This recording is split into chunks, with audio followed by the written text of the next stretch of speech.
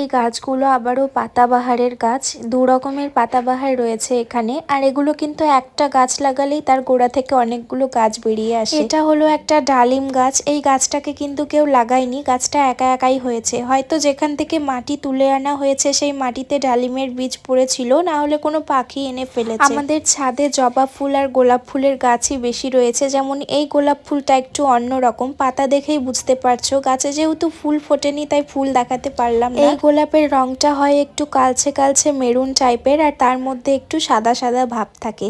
এটা হলো চন্দ্রমল্লিকা ফুল। আর এই ফুল গাছের একটা বিশেষত্ব হলো একটা গাছেই দু রঙের ফুল ফোটে।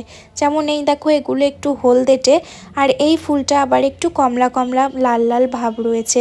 কি মিষ্টি দেখতে, তাই না? আবার এদিকে রয়েছে এক গাদা গোলাপের গাছ। এখানে ফুলগুলো কিন্তু বড় হয়নি, ছোট ছোট। এই দিকেও আবার একটা গোলাপ ফুলের গাছ রয়েছে। কেন জানি না আমার একটা